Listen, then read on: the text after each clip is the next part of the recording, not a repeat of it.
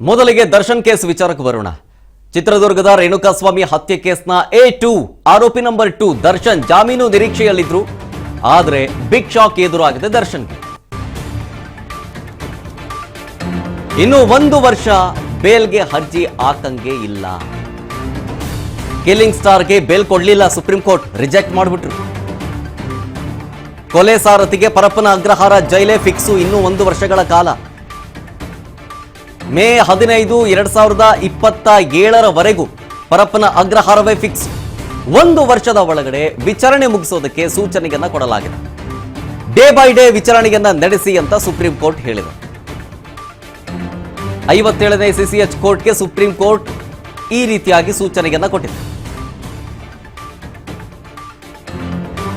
ಇವತ್ತು ಬ್ಯಾಡ್ ಫ್ರೈಡೇ ಆಗೋಯ್ತು ದರ್ಶನ್ ಪಾಲಿಗೆ. ಇವತ್ತು ಬೆಳಗ್ಗೆಯಿಂದಲೂ ಕೂಡ ಆಸೆಗಣ್ಣಿನಿಂದ ಖುಷಿಯಾಗಿ ಇವತ್ತು ನನ್ನ ಬೇಲ್ ಅರ್ಜಿಯ ವಿಚಾರಣೆಗಿದೆ.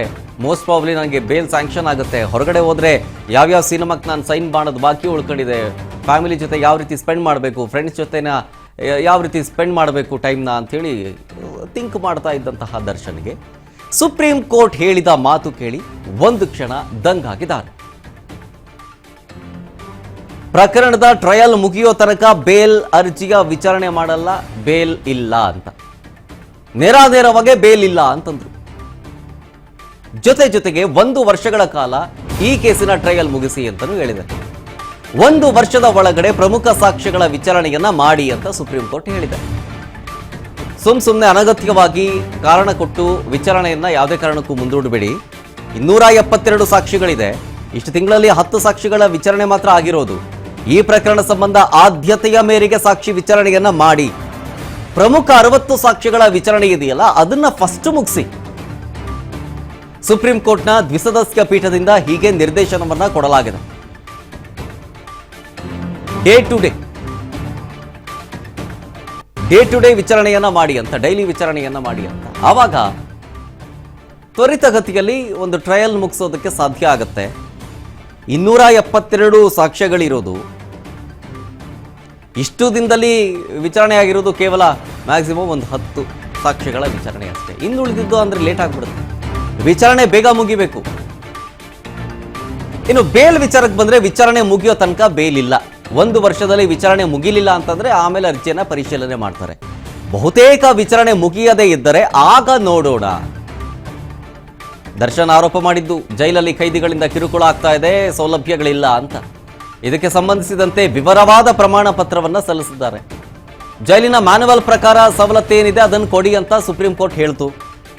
ಸುಪ್ರೀಂ ಕೋರ್ಟ್ನ ದ್ವಿಸದಸ್ಯ ಪೀಠದಿಂದ ಈಗ ನಿರ್ದೇಶನವನ್ನ ಕೊಡಲಾಗಿದೆ. ಸೌಲಭ್ಯಗಳ ಕೊರತೆಯ ಬಗ್ಗೆ ಮಾತಾಡಿದ್ರಲ್ಲ, ಹಾಗಾಗಿ ಜೈಲಧಿಕಾರಿಗಳಿಗೆ ಸೂಚನೆ ಕೊಟ್ಟಿದ್ದಾರೆ. ಜೈಲಿನ ಮ್ಯಾನುವಲ್ ಏನಿದೆ ಹಂಗೆ ಕೊಡಿ, ಇಷ್ಟೇ ಹೇಳಿರೋದು. ಅವರ ಫ್ಯಾಮಿಲಿನ ಭೇಟಿ ಮಾಡಿದಾಗ ಒಂದು ಪ್ರೈವಸಿ ಬೇಕು ಅಂತ ಹೇಳಿದ್ದಕ್ಕೆ ಅದರದ್ದು ಕೂಡ ಪ್ರಸ್ತಾಪ ಆಗಿಲ್ಲ ವಿಚಾರ.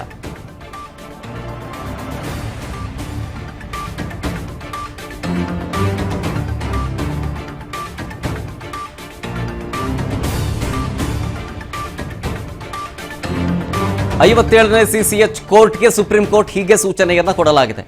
272 ಸಾಕ್ಷ್ಯಗಳ ವಿಚಾರಣೆಯಲ್ಲಿ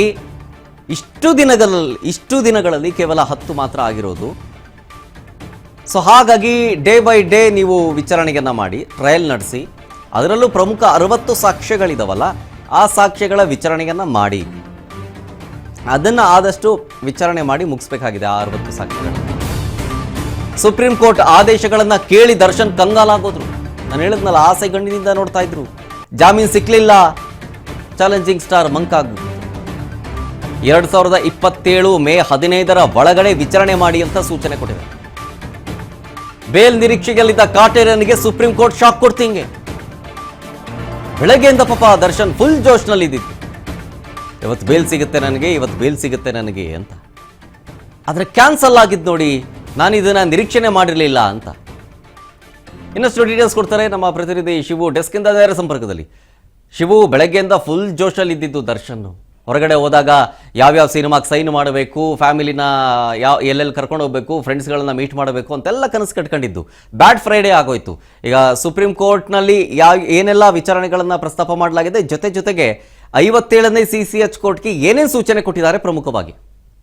ಶರತ್, ನೀವು ಹೇಳಿದಾಗೆ ಇವತ್ತು ಬೆಳಿಗ್ಗೆಯಿಂದಲೂ ಕೂಡ ಬಹಳ ನಿರೀಕ್ಷೆಯಲ್ಲಿ ದರ್ಶನ್ ಇದ್ದಿದ್ದು. ಯಾಕೆಂತ ಹೇಳಿದ್ರೆ 10 ತಿಂಗಳ ನಂತರದಲ್ಲಿ ಸುಪ್ರೀಂ ಕೋರ್ಟ್ಗೆ ಏನು ಅರ್ಜಿ ಹಾಕ್ಕೊಂಡಿದ್ರು, ಜಾಮೀನು ಅರ್ಜಿಗೆ ಸಕಾರಣಗಳನ್ನು ಕೂಡ ಅವರು ಕೊಟ್ಟಿದ್ದೀವಿ ಅನ್ನುವಂಥದ್ದು ಅವರ ನಂಬಿಕೆಯಾಗಿತ್ತು. ಯಾಕೆಂತ ಹೇಳಿದ್ರೆ ಸುಪ್ರೀಂ ಕೋರ್ಟ್ ಒಮ್ಮೆ ಬೇಲನ್ನು ಕ್ಯಾನ್ಸಲ್ ಮಾಡಿದ ನಂತರದಲ್ಲಿ ಪರಪ್ನಗರ ಜೈಲು ಸೇರಬೇಕಾಗಿತ್ತು. ಪರಪ್ನಗರ ಜೈಲು ಸೇರಿದ ನಂತರದಲ್ಲಿ ವಿಚಾರಣೆ ಅಂದರೆ ಇದು ಕೇಸ್ ಫ್ರೇಮ್ ಕೂಡ ಆಯಿತು. ಅಲ್ಲಿ ವಿಚಾರಣೆ ಪ್ರಾರಂಭ ಆಯಿತು. ವಿಚಾರಣೆ ಪ್ರಾರಂಭ ಆದಾಗ ಅವರಿಗೆ ಕಾರಣಗಳು ಬೇಕಾಗಿತ್ತು ಜಾಮೀನನ್ನು ಕೇಳುವಂಥದ್ದಕ್ಕೆ, ಬೇಲ್ ಸೀಕ್ ಮಾಡುವಂಥದ್ದಕ್ಕೆ. ಆ ಕಾರಣಗಳಲ್ಲಿ ಬಹಳ ಪ್ರಮುಖವಾಗಿ ಇರೋಂಥ ಕಾರಣ ಏನಂತಂದರೆ ಈ ವಿಚಾರಣೆ ಡಿಲೇ ಆಗ್ತಾ ಇದೆ, ಲೇಟ್ ಆಗ್ತಾ ಇದೆ, ಕೇವಲ 10 ಸಾಕ್ಷಿಗಳನ್ನು ಮಾತ್ರ ವಿಚಾರಣೆ ಮಾಡಲಾಗಿದೆ. ಇದೇ ರೀತಿಯಲ್ಲಿ ಹೋದರೆ ಸುಮಾರು 273 ಸಾಕ್ಷಿಗಳಲ್ಲಿ ಪ್ರಮುಖ 60 ಸಾಕ್ಷಿಗಳನ್ನು ನಾವು ಏನಾದರೂ ವಿಚಾರಣೆ ಮಾಡಬೇಕಾದ್ರೆ ಇನ್ನೂ ವರ್ಷಗಳ ಸಮಯ ಹಿಡಿತದೆ. ಹಾಗಾಗಿ ಬೇಲ್ ಕೊಡಬೇಕಾಗಿದೆ ಸ್ವಾಮಿ ಅನ್ನುವಂಥದ್ದನ್ನು ಸುಪ್ರೀಂ ಕೋರ್ಟ್ ಪೀಠಕ್ಕೆ ಮನವರಿಕೆಯನ್ನು ಮನವಿಯನ್ನು ಮಾಡಿಕೊಂಡಿದ್ರು. ಆದರೆ ಎಲ್ಲವನ್ನು ಕೂಡ ಪರಿಶೀಲನೆ ಮಾಡಿದಂಥ ಕೋರ್ಟು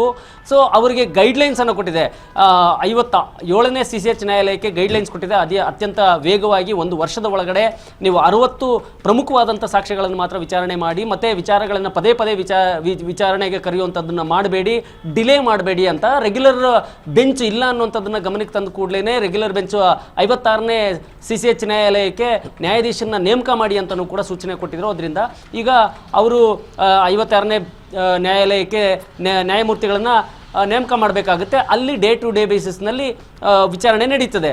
ಬಹಳ ಮುಖ್ಯವಾಗಿ ಜೋಶಲ್ಲಿದ್ದರು, ನಂಬಿಕೆಯಲ್ಲಿದ್ದರು. ಯಾಕೆಂತ ಹೇಳಿದ್ರೆ ಅವರಿಗೆ ಅವರ ವಕೀಲರು ಕೊಟ್ಟಿರೋಂಥ ಭರವಸೆ ಏನಿತ್ತು, ಈ ಒಂದು ಪ್ರಕರಣಗಳಲ್ಲಿ ಸಾಮಾನ್ಯವಾಗಿ ಕೊಲೆಯಂಥ ಪ್ರಕರಣಗಳಲ್ಲಿ ಒಂದು ಚಾರ್ಜ್ ಫ್ರೇಮ್ ಆದಮೇಲೆ ವಿಚಾರಣೆ ನಡೀತಿದ್ದಾಗ ಯಾವುದೇ ರೀತಿಯ ತೊಂದರೆ ಇಲ್ಲ ಅಂತ ಹೇಳಿದ್ರೆ ಜಾಮೀನು ಮೇಲೆ ಬಿಡ್ತಾರೆ. ಸಾಮಾನ್ಯವಾಗಿ ಚಾರ್ಜ್ ಶೀಟ್ ಹಾಕಿದಾಗಲೇ ಅವರಿಗೆ ಜಾಮೀನು ಸಿಕ್ಬಿಡುತ್ತೆ. ಆದರೆ ಈ ಪ್ರಕರಣದಲ್ಲಿ ಚಾರ್ಜ್ ಶೀಟ್ ಹಾಕಿದ ಮೇಲೂ ಕೂಡ ಅವ್ರನ್ನ ಬೇಲ್ ಕ್ಯಾನ್ಸಲೇಷನ್ ಆಗಿತ್ತು. ಸೊ ಇಲ್ಲಿ ಅವರಿಗೆ ನ್ಯಾಯಪೀಠಕ್ಕೆ ಮನವರಿಕೆ ಮಾಡಿಕೊಟ್ಟಿರೋದೇನು ಅಂತ ಹೇಳಿದ್ರೆ ಎಲ್ಲವೂ ಕೂಡ ಏನು ಸೌಲಭ್ಯಗಳು ಸಿಗ್ತಾ ಇದ್ದಾವೆ, ಚಾರ್ಜ್ ಫ್ರೇಮ್ ಆಗಿದೆ, ವಿಚಾರಣೆ ನಡೀತಾ ಇದೆ. ಹಾಗಾಗಿ ಅವರಿಗೆ ಬೇಲ್ ಕೊಡುವಂಥ ಪ್ರಶ್ನೆ ಇಲ್ಲ ಅಂತ ಅನ್ನೋದನ್ನು ಮನವರಿಕೆ ಮಾಡಿಕೊಟ್ಟಿದ್ದರಿಂದ ನ್ಯಾಯಪೀಠವು ಕೂಡ ಅದಕ್ಕೆ ಒಪ್ಪಿಗೆ ಸೂಚಿಸಿ ಬೇಲನ್ನು ಕ್ಯಾನ್ಸಲ್ ಮಾಡಿದೆ. ಇನ್ನು 1 ವರ್ಷದ ಕಾಲ ಕಾಯಲೇಬೇಕು ದರ್ಶನ್ ಬೇಲ್ನ ಪಡ್ಕೊಳ್ಳೋಂಥದ್ದಕ್ಕೆ.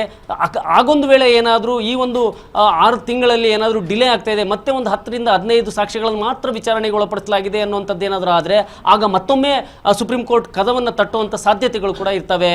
ಶರತ್, ಮತ್ತೊಂದು ಕಡೆ ಶಿವು, ಇಲ್ಲಿ ಮೋಸ್ಟ್ ಪ್ರಾಬಬ್ಲಿ ಒಂದು ವಿಚಾರದ ಬಗ್ಗೆ ಪ್ರಸ್ತಾಪ ಆಗಲಿಲ್ಲ ಅನ್ಸುತ್ತೆ. ಅಂದರೆ ದರ್ಶನ್ ಅವರು ಹೇಳ್ಕೊಂಡಿದ್ರಲ್ಲ ತಮ್ಮ ಲಾಯರ್ ಹತ್ರ, ನಾನು ಫ್ಯಾಮಿಲಿನ ಮೀಟ್ ಮಾಡೋಕ್ಕೆ ಅಥವಾ ಮಡದಿಯನ್ನು ಮೀಟ್ ಮಾಡಿ ಮಾತಾಡಬೇಕಾದ್ರೆ ಪ್ರೈವೇಸಿ ಇರೋದಿಲ್ಲ, ಮಧ್ಯದಲ್ಲಿ ಬ್ಯಾರಿಕೇಡ್ ಅಡ್ಡ ಹಾಕ್ತಾರೆ.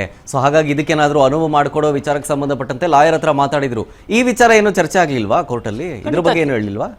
ಈ ವಿಚಾರ ಎಲ್ಲವೂ ಕೂಡ ಚರ್ಚೆ ಆಯಿತು. ಅಲ್ಲಿ ಅವರ ಅಂಕಿಅಂಶಗಳನ್ನು ಕೂಡ ಕೊಟ್ಟಿದ್ರು. ಕುಟುಂಬದವರು ಎಷ್ಟು ಬಾರಿ ಭೇಟಿಯಾಗಿದ್ದಾರೆ, ವಕೀಲರು ಎಷ್ಟು ಬಾರಿ ಭೇಟಿಯಾಗಿದ್ದಾರೆ, ಅವ್ರಿಗೆ ಕೊಟ್ಟಿರುವಂಥ ಸೇಫ್ಟಿ ಏನು, ಅವ್ರಿಗೆ ಒದಗಿಸಿರುವಂಥ ವೈದ್ಯಕೀಯ ಸವಲತ್ತುಗಳೇನು, ಇವೆಲ್ಲವನ್ನೂ ಕೂಡ ಅಫಿಡವಿಟ್ನಲ್ಲಿ ವಿತ್ ಡಾಕ್ಯುಮೆಂಟ್ ಸಮೇತ ಕೊಟ್ಟಿರೋದ್ರಿಂದಾಗಿ ಅದು ಕೋರ್ಟಿನ ಮನವರಿಕೆಯಾಗಿದೆ. ಅದನ್ನೇ ನಿಮಗೆಲ್ಲವೂ ಕೂಡ ಕೊಟ್ಟಿದ್ರಲ್ರಿ ಅನ್ನುವಂಥ ರೀತಿಯಲ್ಲೇ ಆರೋಪಿ ಪರ ವಕೀಲರಿಗೆ ಕೇಳಿದಂಥದ್ದು. ಅದನ್ನು ಹೇಳಿದ ನಂತರದಲ್ಲಿ ಈ ಒಂದು ವರ್ಡಿಕ್ಟ್ನ ಕೊಟ್ಟಿದ್ದು. Sharath. Yes, thank you Shivu ಡೀಟೇಲ್ಸ್ಗಾಗಿ. ಮತ್ತು ಬೆಳಗ್ಗೆಯಿಂದಲೂ ಕೂಡ ಫುಲ್ಲು ಜೋಶ್ನಲ್ಲಿದ್ದಂತಹ ದರ್ಶನ್ಗೆ ನಿಜಕ್ಕೂ ಬ್ಯಾಡ್ ಫ್ರೈಡೇ ಆಗೋಯ್ತು ಇವತ್ತು. ಸುಪ್ರೀಂ ಕೋರ್ಟ್ ಇಷ್ಟೇ ಹೇಳಿದ್ದು, ಜೈಲಿನ ಮ್ಯಾನುವಲ್ ಪ್ರಕಾರ ಏನಿದೆಯೋ ಹಂಗೆ ನಡ್ಕೊಳ್ಳಿ ಅಂತ ಜೈಲು ಅಧಿಕಾರಿಗಳಿಗೆ ಆ ಸೌಲಭ್ಯಗಳನ್ನು ಕೊಡಿ ಅಂತ ಹೇಳಿ. ಜೊತೆಗೆ ಪ್ರಕರಣದ ಟ್ರಯಲನ್ನು ಅಥವಾ ವಿಚಾರಣೆಯನ್ನು ಆದಷ್ಟು ಬೇಗ ಮುಗಿಸಿ. ಎಷ್ಟು ದಿನದಲ್ಲಿ ಬರೀ ಅತ್ತೆ ಆಗಿರೋದು, ಇನ್ನು 60 ಸಾಕ್ಷ್ಯಗಳನ್ನು ಮೇನ್ ಅದನ್ನು ಫಸ್ಟು ವಿಚಾರಣೆ ಮಾಡಿ, ಡೇ ಬೈ ಡೇ ನೀವು ವಿಚಾರಣೆಗಳನ್ನು ನಡೆಸಿ ಅದಕ್ಕೆ ಅಂತ ಹೇಳಿ ಒಬ್ಬರು ಜಡ್ಜನ್ನು ನೇಮಕ ಮಾಡುವಂಥ ಪ್ರಯತ್ನಗಳಾಗಲಿ ಅಥವಾ ಈ ಒಂದು ಕ್ರಮ ಆಗಲಿ ಅಂತ. ಜೊತೆಗೆ 1 ವರ್ಷ ಅಷ್ಟರ ಒಳಗಡೆ ಈ ಒಂದು ಪ್ರಕರಣದ ಟ್ರಯಲ್ನ ಮುಗಿಸಿ ಅಂತ.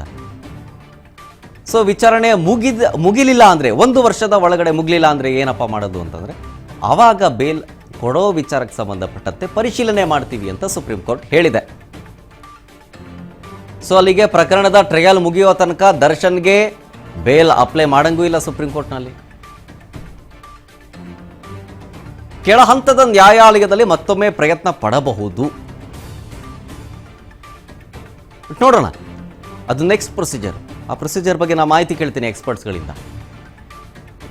ಬಟ್ ಇಫ್ ಇನ್ ಕೇಸ್ ಅಷ್ಟರ ಒಳಗಡೆ ಮುಗಿದ್ರೆ, ಈಗ ಟ್ರಯಲ್ ಇಫ್ ಇನ್ ಕೇಸ್ ಆದಷ್ಟು ಬೇಗ ಮುಗೀತು ಅಂತಾನೆ ಅಂದರೆ ಟ್ರಯಲ್ ಆದಮೇಲೂ ಕೂಡ ಅಪ್ಲೈ ಮಾಡಬಹುದು. ಟ್ರಯಲ್ ಆದಮೇಲೆ ಅದನ್ನು ಪರಿಶೀಲಿಸಿ ಜಡ್ಜ್ಮೆಂಟ್ಗೆ ಒಂದಷ್ಟು ದಿನಗಳು, ಬಹಳ ದಿನ ಏನು ಗ್ಯಾಪ್ ತಗೊಳ್ಳೋದಿಲ್ಲ, ಏನು ಒಂದು ಹಬ್ಬ ಅಂದರೆ ಮ್ಯಾಕ್ಸಿಮಮ್ ಅಂದ್ರೂ ಒಂದು ತಿಂಗಳು ಟೈಮ್ ತಗೋತಾರೆ ಅಂತ ಇಟ್ಕೊಳ್ಳೋಣ. ಆ 1 ತಿಂಗಳಲ್ಲಾದರೂ ಅವರು ಬೇಲ್ ತಗೊಂಡು ಬರಬಹುದು. ಅಂದರೆ ಟ್ರಯಲ್ ಮುಗಿದ ನಂತರ ಆಮೇಲೆ ಅದನ್ನು ಪರಿಶೀಲನೆ ಮಾಡಿ ಜಡ್ಜ್ಮೆಂಟ್ಗೆ ಅಂಥೇಳಿ ಗ್ಯಾಪ್ ಇರುತ್ತೆ. ಆ ಟೈಮ್ನಲ್ಲಿ ಕೂಡ ಬೇಲ್ಗೆ ಇನ್ನೊಮ್ಮೆ ಅಪ್ಲೈ ಮಾಡಬಹುದು. ಟ್ರಯಲ್ ಮುಗಿದ ನಂತರ ನೋಡೋಣ ಅಂತ ಹೇಳಿದ್ದಾರೆ.